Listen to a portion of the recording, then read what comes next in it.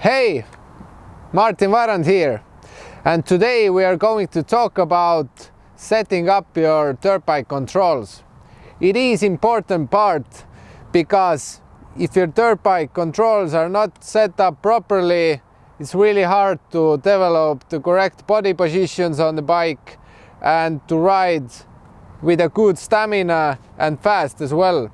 So I would say that it's important first part to cover, make sure to have your controls on the proper settings, and then you can start developing the techniques.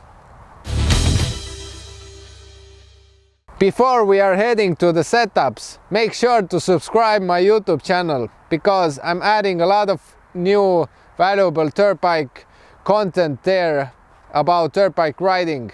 Also click the bell button so you will never miss a video. The first setup you want to do is to set up your handlebars properly. It's important thing because by having set up your handlebars properly, it allows you to develop the correct body position. Remember, you need to have your elbows up, you need to have a straight back, and in order to have it, you need to have the handlebars on the correct position. Imagine if your handlebars are too low, your body posture goes really wrong already. And if it's too in the front, also you need to be like on a weird position. So how I like to set them up is to have the handlebar part kind of horizontal with the ground.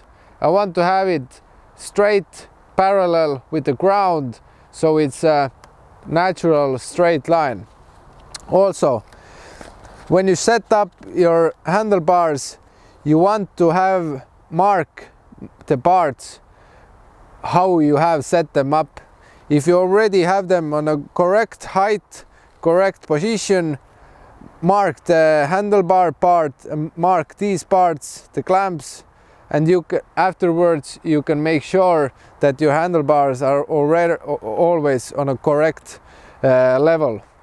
If you're going to tighten up the handlebars, make sure to crisscross it. So you will tighten this one, then you will tighten this one, then you will tighten this one, then you will tighten this one, and as you go, crisscross all the time. This makes sure that you don't over tighten one side and the other side will not be fit properly. So this is important thing as well. The second step to set up handlebars are your levers. Your front brake lever and also your clutch lever. We are going to talk about the height and the position here.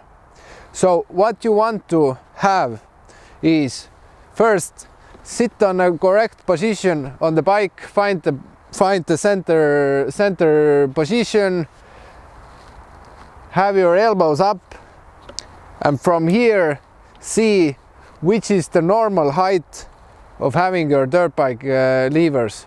Don't start to adjusting the dirt bike levers when you're here or when you're here. You always have to sit on the dirt bike in the correct position.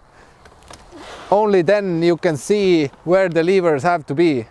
And as I sit here, I have my elbows up, and you can see that the normal line from my elbow to my fingers is coming like this. And this is the height where you want to have your front lever. Same thing with the clutch. If my elbow is coming from here, I want to have my clutch on this height. I don't want to have the clutch too low, because otherwise if I'm riding and I need to start grabbing it from somewhere down here.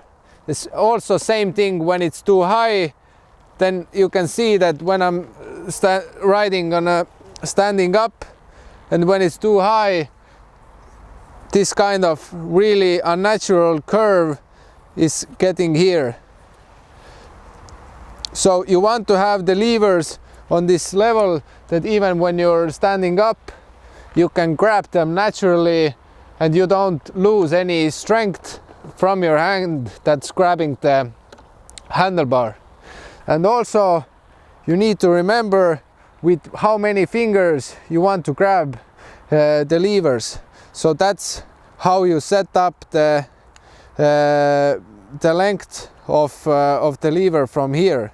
So for me, I always use 2 of my fingers to use the clutch. This is the correct way. Same thing with the front brake.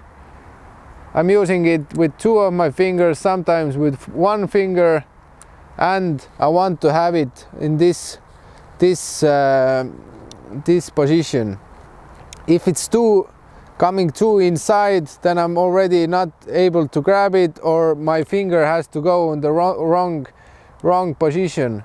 So you have to have it like this. Sit on the dirt bike in the correct body position, elbows up, and you can see where you need to have them set. The third setup is your gearbox lever, your gear lever. So this already really depends how are you used to ride, but usually the gear lever is more or less on the same line as the foot peg, or a little bit higher. As you can see, for me it's a little bit higher. I like for it to be a little bit higher because this allows me to get my toe under the gear lever properly. Imagine if it's lower, then I need to already do some unnatural movement with my leg to grab it from down here, and then all my knee position goes out, and if my knee position goes out, then all my body position goes way off. So this is why I don't recommend to set the lever lower than that, because otherwise you need to grab really hard to get your toe under this. Also, I am not recommending to get it way too high as well, because otherwise it's really hard to gear down, especially in the corners or wherever.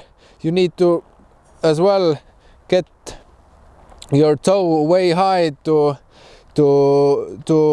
gear down. So this way it's way natural for me, and I can gear down properly, I can gear up properly. It's not too complicated for me to get the toe under the lever.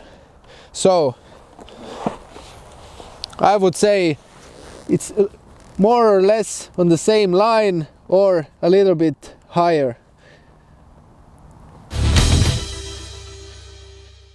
The fourth setup of the controls is obviously the rear brake lever, and I would say more or less the same principles are here that are on the gear lever, that you want to have it more or less on the straight line with the foot peg.